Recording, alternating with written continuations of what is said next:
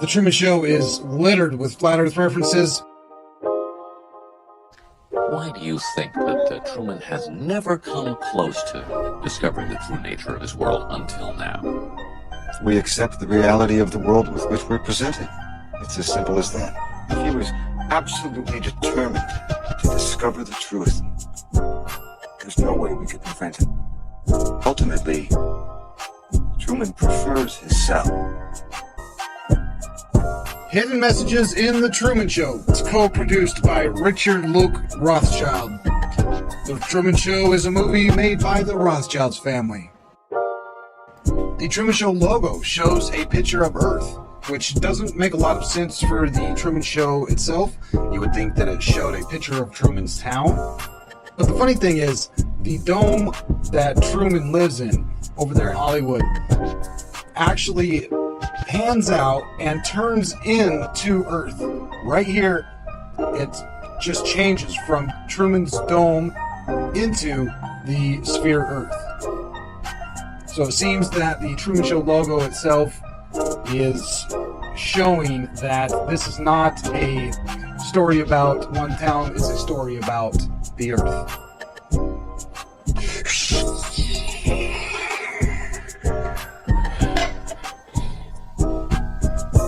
Personally, I think the unconquered South face is the only one worth scaling. It's a 20,000-foot sheer wall of ice, but that's never stopped me before.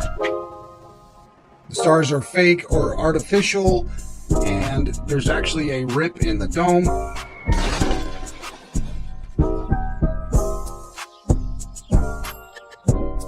Sirius is the brightest star in the night sky. When this star fell in an old trailer, it showed an actual rip in the dome. However, in the actual movie, that's kind of covered up with a lamppost and the rip is not showing. About halfway through the movie, it shows the dome-style Earth. The guy picks up a pepperoni pizza slice and the newspaper says classified. Now, typically it would say classifieds. However, in this case, the S is omitted, and that means that it is not a classified section. It means that the information that they're displaying is classified. There's a globe in his garden that he later uses to sneak out when he's escaping from the town. Here his friend has moved that globe aside, and he says that Truman's gone.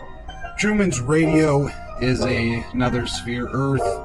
He does have vitamin D, which he needs to take because he's not getting any real sunlight. And as we've just seen, Truman's Earth is an actual flat Earth with a dome over it. Truman is leaving in a boat. It's called the Santa Maria. The Santa Maria here is indicative that he's going to a new world. The weather starts out fair, but quickly gets very bad, which is exactly what happens when you sail to Antarctica. They call it the Roaring 40s, the Furious 50s, and the Shrieking or Screaming 60s. And once you get down to 70 degrees south, things start not so windy anymore. But the 40s, the 50s, and the 60s are what's depicted here, and Truman's going through them. There's one more very quick hint that he is heading to Antarctica, where we can see that the compass is spinning. This is something that happens when you go close to the South Pole. Your compass will just spin. So, in addition to the bad weather, the compass spinning, once Truman finally escapes the storm, he runs smack into an ice wall. And we can argue that it's not ice here in the sky, but it would be the firmament then. So he's either hit the firmament or he's hit the ice wall. Now, the staircase here may be a reference back to the very beginning of the movie, where he was talking about climbing a 20,000-foot unconquered wall of ice. So here he is, come to the ice wall or come to the firmament, and he has to climb up in order to get to the top of it, where he finds the exit. He then exits from the realm, leaves the firmament, and goes to a new world, takes a bow. And not everybody can be a robot polisher.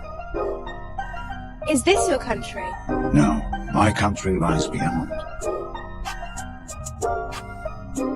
But you should know that if you continue, there is no return.